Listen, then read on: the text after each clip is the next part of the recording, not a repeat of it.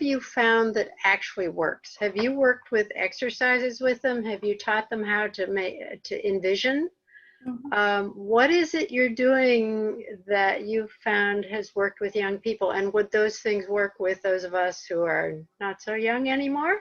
I should hope so. Yeah, I mean, so, one thing, we really do just have to face the fact that things are not good, and then proceed from there, right? So somebody who started off the conversation, I think it was Roland, talked about curiosity. And the despair that I felt in 2016, the way that we dug ourselves out of it was to say, well, yeah, okay, we had to first acknowledge how bad it really was. So that's the first step, right? Really getting out of the denial about it. And this is similar to coping with grief, right? So there's some similar stages as that. And I think that that's really challenging for young people. I think it might be, I'm not suggesting anything about mortality in this group, but as we age, we can grapple with that a little bit better. And the second thing to do is to look around and find out, well, what is it that we do live for? What is it that we live for? If we know it's all going to end, we have to still find some way to keep going, or else the other option is nihilism, right? So if nihilism doesn't seem like an attractive route in the face of terrible things, what is the option? Well, the option is to sort of pick yourself back up and find something to live for. And so in my conclusion chapter, which is called Feed What You Want to Grow, you take your attention is like soil, good nurturing soil, good sunshine, water on a plant, right? You take your attention, and instead of putting your attention on all of the things that are horrible in the world, you put it on the thing right in front of you that you want to grow into something larger. And so this is where the other side of grief being love comes in. What is it that we're so afraid of? Well, what do we fear the most being lost? What does the grief show us a window into that we love? And then we focus on growing the thing that we love. And this gives young people incredible amounts of agency. They can do that. They can take care of their teeth, right? I mean, they can start with that. And that develops and grows the more young people realize how much they can shape the ecosystem of their emotional lives and then also the real world around them. The more they do it, the more they engage in it. And what's really essential is to counteract most of the message that we get from dominant society, and certainly in higher education, which is that you're in this alone and you're doing this on your own.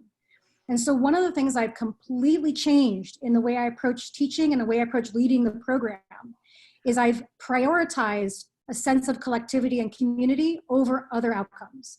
So I used to really care about everyone getting an analysis of justice and how environmental issues connect with justice. I still really care about that. That's still a priority. But actually building the community, seeing themselves in a community is far more important for them to sustain themselves. And when they start to realize how many people around them care about this stuff, feel the same way they do, want to engage in the work, it is utterly uplifting, utterly uplifting. Anybody can go through a miserable situation if they have company. Anybody can handle bad news if they know that they're in community of people working on that. And so I teach them a book by Paul Hawken called The Blessed Unrest. And Blessed Unrest is quite similar to Joanna Macy's work. She cites it quite a bit. It's by Paul Hawken, who's the guy who did Project Drawdown. And he collected stories of all of the many, many, many organizations and people across the world who are doing anti-racist, pro-environmental, anti-nuclear, blah, blah, blah kinds of work. And wrote in this book that if we recognize the collectivity of all these people doing this work, we wouldn't feel so isolated and alone. And I interviewed one person who's an environmental biologist for a podcast I did last year. Ellen Kelsey is her name. And I said to Ellen, she had said to me that what she wanted to talk about in the podcast was collecting stories of contagious hope. And so I asked her in the podcast, I said, what is this? What do you mean by that? And she said, well, people wonder why I'm so happy all the time when I study all this bad stuff, because the reason I'm happy is because I breathe a different oxygen. I'm constantly working with people who are doing good work. And when young people tap into that community of people doing good work, they are actually happy, thriving people. And one of the places that that happens on our campus is actually at CCAT, which is our Campus Center for Appropriate Technology. Those students working at CCAT with a community of people are super happy. They know darn well how bad the situation is, but they have a community of people who are doing practical things to try to make and build a better world. Going back to Roland's comment about curiosity, some people ask me about how to appropriately teach this kind of stuff to even younger kids. And my feeling is that if you overwhelm anybody, not just little kids, but us, with the litanies of doom and gloom and how that we're driving off a cliff, it is absolutely paralyzing. We're, you know, what we need to be teaching people, what we need to be surrounding ourselves by is all the stories of the good things that people are doing, so that we can model it, so that we can, you know, take that much needed nap when we've already burned ourselves out doing that work, so that we know that, you know, we just are singly alone are not going to solve this problem. You know, if these students go out there and think that they're alone doing this work, they burn out super fast. And that's a recipe for not being able to engage in this work for their lives. And so the notion that there are ways to build a world that they want to live in, that they can do that right now, they don't have to wait for a different president, they can do that right now. That kind of empowerment in a context of a collectivity is the answer to your question.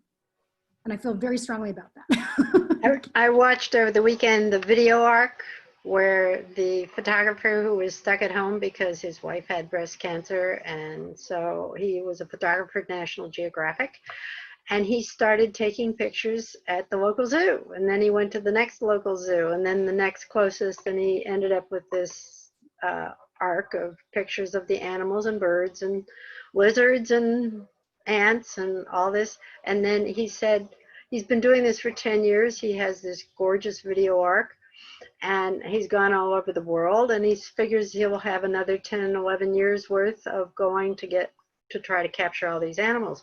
But that's just an example. And every tree you plant, every garden native species you plant helps the environment. Every time you buy organic feeds the farmers who are growing organic. So I'm wondering if you ask them to start projects. Well, so that's what I meant by the action in place assignment. That's the kind of thing that they do. Yeah.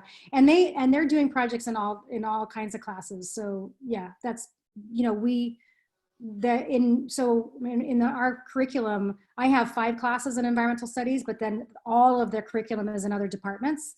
So we are really interdisciplinary, and they have projects in their engineering classes and their education classes, and all, you know, they've got tons of projects. And the thing is about, you know, to go back to Patricia's point, a lot of them want to do art or journalism or some kind of communication type thing, very humanities-based work. And what we try to do is teach them that that stuff is actually the key to unlocking the changes that we need. The human dimension is what we need. Everybody has finally come to realize it's not that we need more information. I mean, we need to keep producing information. We need to keep collecting data, but that is not going to be the thing that makes culture change happen. That's not going to change the way humanity relates to the environment. It's the human dimension. And so young people, when they realize they can use art or they can use communication to affect really important change, it's super exciting too. So those projects aren't just gardening projects, those are all kinds of projects, right? They could be art, they could be something to reach to the human heart, you know. So I see that Caroline Connor was next, and then I know that Lori Rose had her hand raised, if that's right. Am I right? Hi, thank you very much, Sarah. I really appreciate some of the work that you're doing, and I really like the concept of the weather vane versus the weather. I think that's very important. My one comment that I have is, you know, how I'm a physician, but I've raised also, you know, 2 young men. And my point is, you know, the most important work, you know, as parents that we can do is educate the kids from the beginning and modeling, you know. So just like you said, you know, I took my kids to vote. I took them from every single year from when they were teeny, so that voting is not even an issue for them. It just, they don't even question it. You know, we had gardens, we bought organic. I mean, all of that stuff, all of those little small things, you know, pile up into young kids who have a different sense of the world. So I don't think, you know, I've always said that my most important job in the world was raising my two boys, even more than going to medical school and everything else that I did. And that's true, because that's how you're going to change the weather, rather than the weather. So yep, I love that. I wanted to share that with you, and love what you're doing, and appreciate that you came on this program and helped us. And honestly, I'm going to say this to you, and I've said this to every single one of my patients: the teachers out there are the future. You're the future. You are educating our future. And there is not a more important job beside for being a parent. So thank you. That too. So thank you, Caroline. I really appreciate that, Caroline. And I absolutely agree. You know, we're cultivating a different soil. That's that's why I wrote the book for young people. Mm-hmm. And you know, this moment of coronavirus and lockdown and schools being closed, I have a 6 and a 9-year-old at home, and it's really tested all of these ideas, right? I've had to figure out how to make sure I'm modeling my own resilience with them, and mm-hmm. you know, that's what we're doing. And I think, you know, if what we taught young people was not just the world is bad, but also look at all of the ways to make it good, mm-hmm. and look at the curiosity. I mean, at a young age, we can't possibly ask young people to care about saving the planet if they don't love the planet. Mm-hmm. So at a very young age, the primary foundation we're building is love and curiosity and wonder and awe, mm-hmm. you know, and how to respect that. And so, you know, we don't have to start with the planet is dying at age 2, you know. So, anyway, so yeah, that's when you say education, I mean, it's not just any education. We need to be thinking about what's going to enable them to do this work for the long haul and engage it, you know. And I didn't realize how important that emotional strength was for this work until my students started falling off the cliff, you know. Mm-hmm. Mm-hmm. Thank you. Thank you, Caroline. I see Lori and then Rita and then Rowetta. So I'm not sure I can articulate this very well. It's not really a question, but it's like, so we're falling off the cliff. We know that the insects are dying, the water, the whole thing. And one of the reasons I see that is because nobody's really held accountable to their community. And so as we fall off the cliff, our communities are going to get smaller. This is kind of what I think will happen. And then you start to have accountability, because you can't screw with your neighbor's water when he can come over and kick you out of the community. And then, you know, you can't really live in that kind of world without interdependence. So the whole thing that you were talking about, like with the sea cat, and they're building community, they're finding a purpose and a meaning, and it's not about saving the world, it's about like saving their community. And y'all can't see me because I don't have enough bandwidth to do that, but I'm like the trailing edge of the baby boomers. My husband's like the leading edge of the baby boomers. So we're thinking about mortality. And it's like, okay, the world is ending as we know it. I have faith that humanity will survive in some small way at least. But we are also all ending. So in a way, it doesn't matter. And that's easier to see when you're older than when you're younger, like your students. But and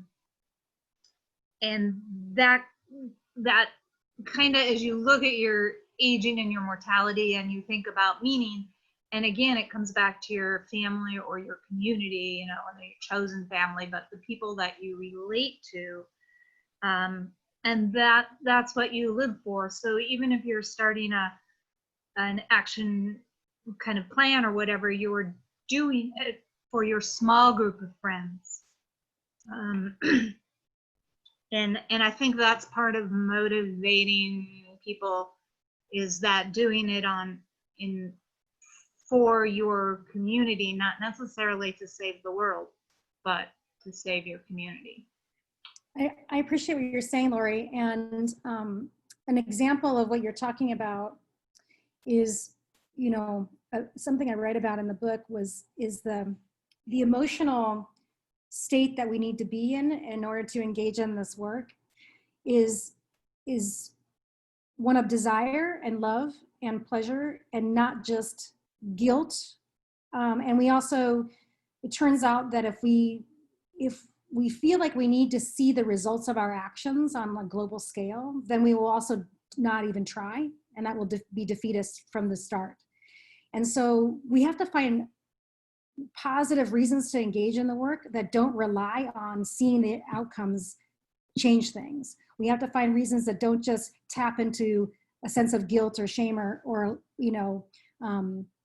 negative feelings that fuel the work are not going to be as long lasting. And so the example I give in this book is, I don't know if any of you have ever heard of the exercise you can find on Google called the Ecological Footprint exercise. And you can answer a bunch of questions on this survey, and the computer will spit out how many Earths you need to have in order to sustain your consumption levels.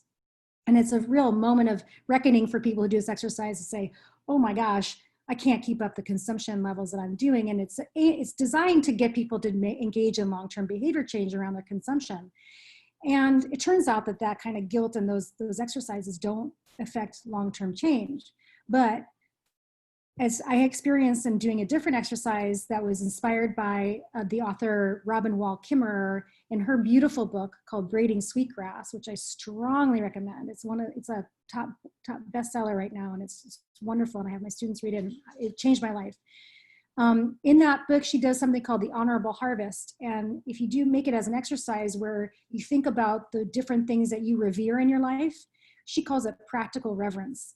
And she tells a story in her book about how she relates to this pen that she's buying at the store, and how just the cost of the pen at the store doesn't capture all of the things that went into making this pen. And the pen itself is redolent with all of this interbeing, as Thich Nhat Hanh calls it, all of these other relationships that go into this pen.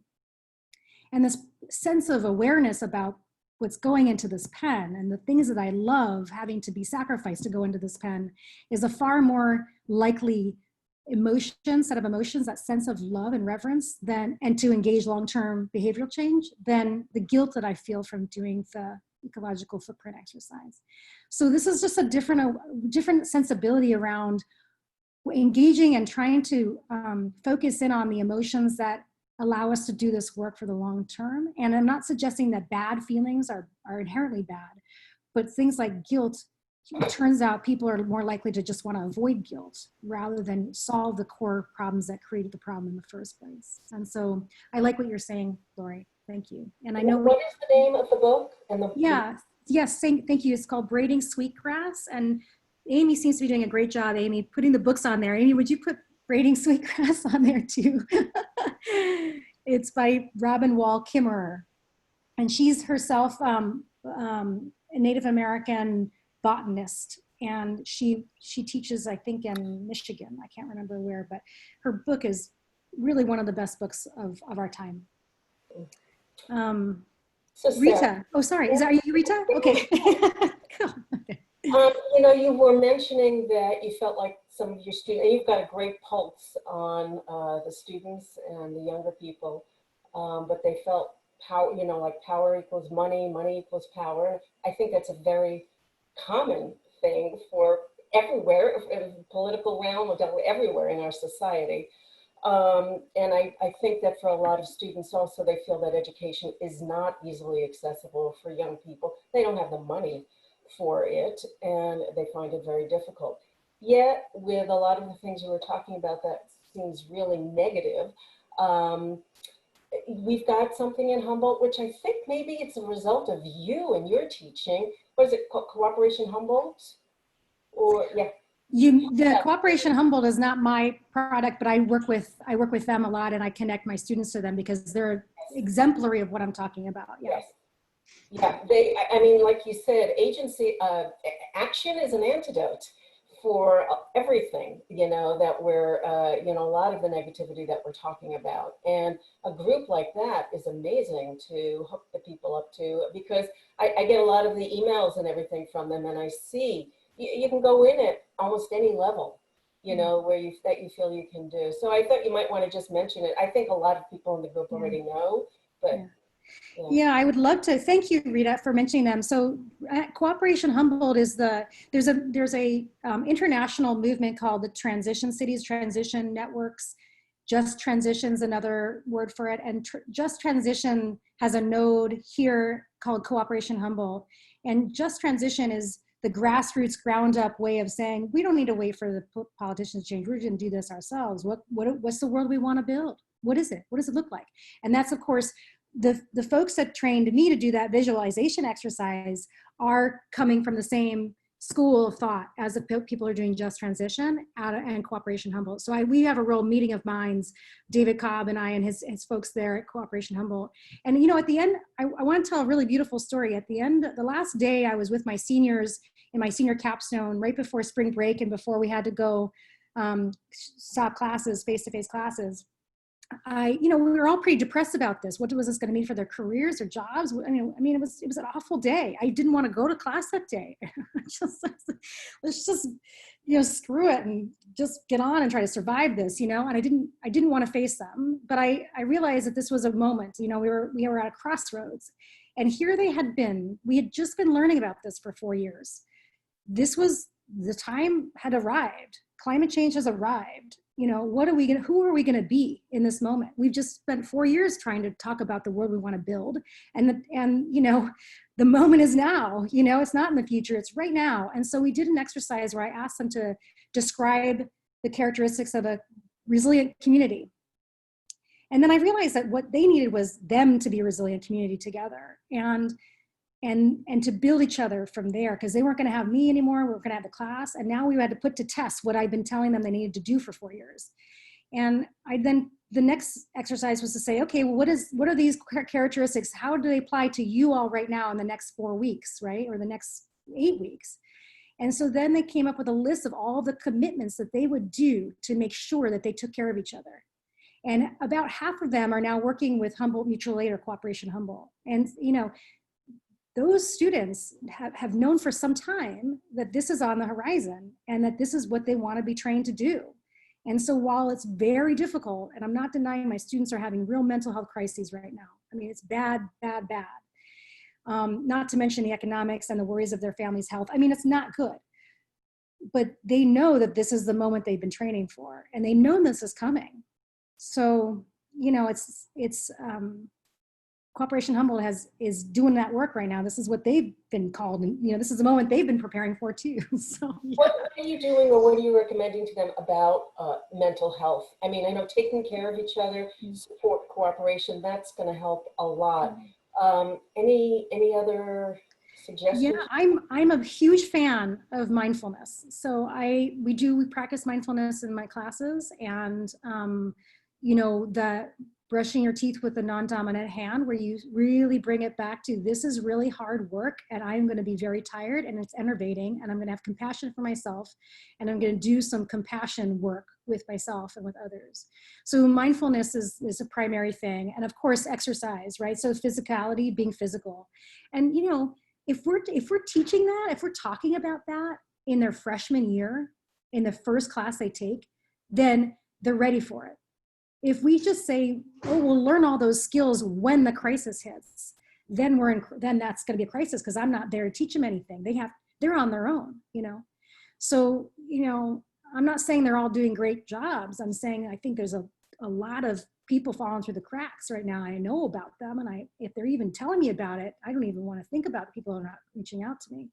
But it's a frightening time for them, very frightening time. And this is going to teach them skills that they're going to need in the future for the ongoing disruptions that we're going to have. So this is a burden that, and a threshold they're going to need to pass through, So I'm sorry, we had Rowetta next. And the book, Kim is asking me to repeat the book. I'm sorry, Rowetta, give me 1 second to repeat the book. Which book was that? Robin Wall Kimmerer's Braiding Sweetgrass. Braiding Sweetgrass, is that the one? Okay, Rowetta, go ahead. Yes, Dr. Sarah. I had a couple things. Modeling and community, I think, are really huge for the young people. parents working with their children to show them that it's just not about them. They can help in a community to solve something. I know we had a cousin and her 4 kids move in with us, and she, even though she struggles, she kept her kids involved in 4-H projects, and they'd go out and do beach cleanups and get rid of the non-invasive plants. And it was just, and her family is now grown and wonderful people. But the other thing, all the beach projects that take place, and I'm thinking Scotch broom, it's such an invasive weed and it just takes over everything.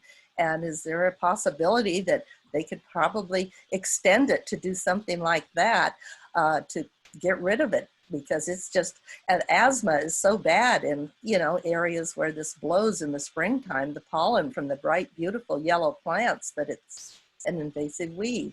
Then I had another thing for the young people in politics. I know I have a daughter-in-law, she's from the British, and she's been here for 20 years. And she finally decided, with the way things were at the top, that she was going to become a citizen this year so she could vote. She wanted to make sure she had a vote. She studied everything. She was on top. She probably knew more about it than I do, our political world. But she took the test. She passed with flying colors. But now they have postponed the ceremony until after the election, so she's not going to be able to vote. And she is just discouraged about that. She is so upset.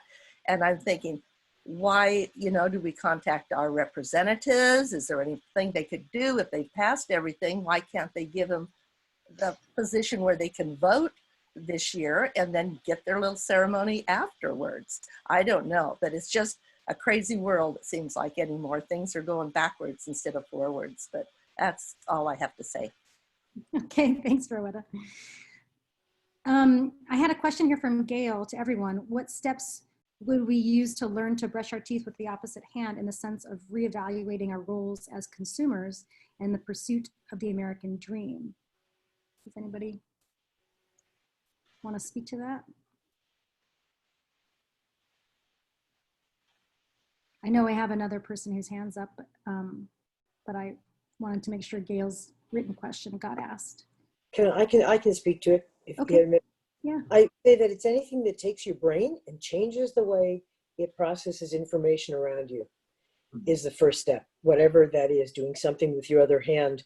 And from there, it opens up your sensitivity. If you do that enough times, maybe once, it opens up your sensitivity to what else is out there that's different. That's it. Thank you. Yeah, and I also think that international travel to third world countries is really mind-blowing. And I know a lot of people necessarily wouldn't do that, but there's certainly plenty of videos and such on that as far as in terms of consumerism. You come back from a country like that and you walk into our country and it's hard to process, as you know.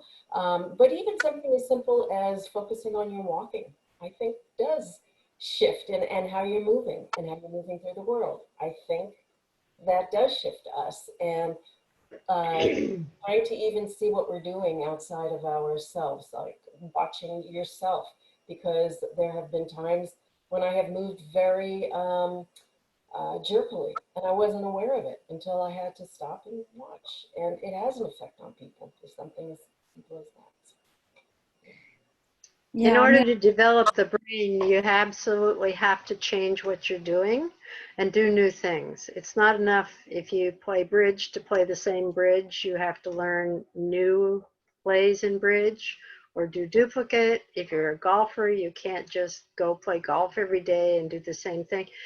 The whole concept is to learn new habits, learn new languages, and languages aren't just foreign languages. Learn physics. Learn biochemistry, learn oceanography.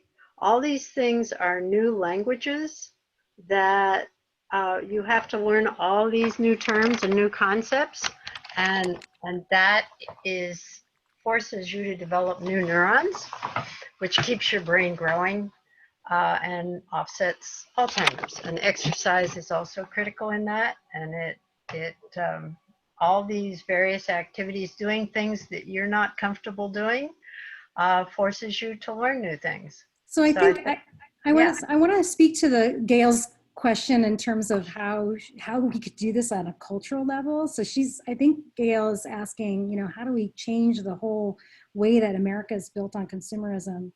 And of course, you know, I fundamentally agree with all of the environmental economists out there who are increasingly becoming vocal about the futility of the GDP as a metric of how we measure a society's well-being.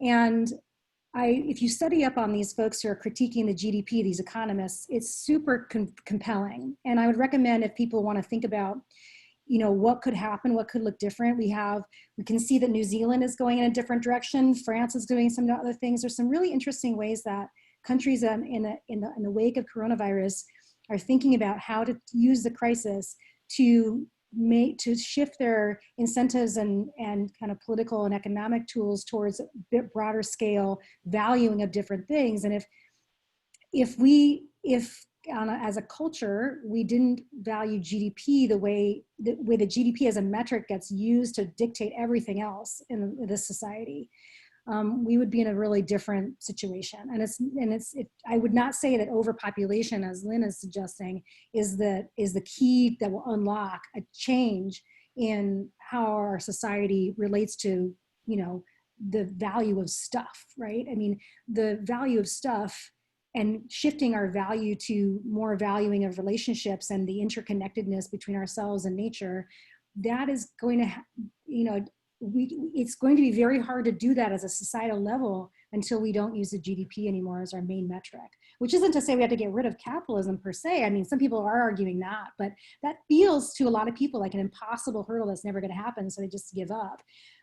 There are all kinds of things that people are doing right now and talking about right now. It's refreshing to hear politicians and leaders talk about economics of their whole country in ways that because of business as usual before coronavirus weren't even imagined. So I do hope to see more of that happening. Does somebody else have their hand? We had Jane, who somebody, sorry. Yeah, oh, Jane, okay, Jane, hi. Hi. I like the concept of Bhutan, which is gross domestic happiness. Yeah, that's right. It's going to be interesting to see now that they've become so popular and a tourist attraction, whether that maintains itself and whether they're able to maintain that culture, given all the influx of people who want to come enjoy gross domestic happiness. Yeah. And I think also that our example of how people are responding by wearing masks and distancing and adhering to the recommendations for the most part, certainly in our generation who are allegedly most vulnerable, is an example of what can happen. I mean, we now have clean skies. You can see mountains in the Himalayas are visible in India, I believe it is. And people are aware of the changes because they're seeing it. It's happening. The streets, the plazas are open. So it is an opportunity and an example of what people can do if they need to or want to, and it shouldn't just be out of fear, though. Yeah, I think exactly right, Jane. And the sort of advice and the sort of thing I'm going on the stump to talk about a lot these days is, if we fail to see the connections between coronavirus and climate change, we may respond to coronavirus in our recovery from it in ways that just continue to support the very structures that are causing climate change and also things like coronavirus. And we'll find ourselves having more and more and more of these problems. And so we're just going to fuel the very problem that got us into this problem in the first place. And so the real concern I have is in the fear and anxiety around coronavirus and the, economic drive to get back to things as normal, that we don't take the opportunity of this total cataclysmic disruption to rebuild things slightly differently, so that, or maybe more than slightly differently, so that we have better structures in place to potentially prevent these kinds of things down the line. And so, I think we should be having a much more robust conversation at political levels about how coronavirus is a material expression of climate change, and going back to things the way they were before we'll just continue and perpetuate these bad things. So. Well, Sarah, one of the things that they are discussing, even politically now, is how inequality, you know, is really coming to the forefront as a result of this. So there are things that are brought to the forefront as a result, which is a good thing. There's a lot of veils being revealed, you know, pulled back, a lot of things being revealed, and you know, the ways that different communities are made more vulnerable to coronavirus are the exact same reasons why they are made more vulnerable to all kinds of forms of climate change that we're going to have. And so attention to the injustice of this, right? So some people talk about their underlying conditions being capitalism, right? The underlying condition of being from a particular community right now that makes you vulnerable is not because, you know, you happen to have diabetes, but because of diabetes being a function of this broader inequality that's happening. It's the same, those are the exact same things that are making people's health not be able to handle other forms of climate change and disruption to stability. So I appreciate that comment very much. Thank you. Yeah. Were you able to continue your classes via Zoom? Did that work with your students? You know, that's a very good question, Jane. I don't know how my specific pedagogy is of interest here, but I really had to make a call early that I could see the writing on the wall, that I was going to be home with two little kids, and that my students were probably going to be slammed and really stressed. And so I ditched all of my assignments, gave them 3 discussion board forums to have conversation with each other on, and gave them all the rest of their points through those forums. If all they had to do was check in on those forums and tell us how they were doing and write a response to 1 or 2 of their friends, and they're all just using it as kind of an outlet. Do they have access to you, Sarah? Do what?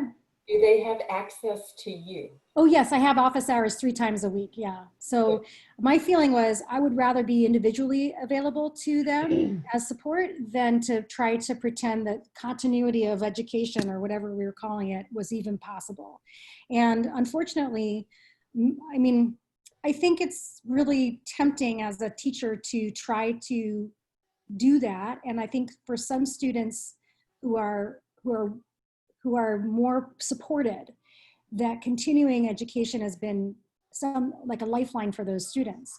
But most of my students are not very well supported. And even having a schedule in their life right now, I mean, they are tail spinning, you know, they're spinning out of control. And the best way we can talk to them is one-on-one. And of course, they've just been, those were the seniors that are going to be graduating. And then for my other students, I had to do registration, and I have 100 advisees to advise into next semester. And that's where I really got to touch base with a lot of students over individual Zooms. Actually, I have office hour Zooms where more than one person can jump on, and so there's often 3 or 4 people. And I think it's really good for all of us to see each other's faces and join, you know, be all on there together. But other professors have done very different things, and I just knew I wasn't going to have any.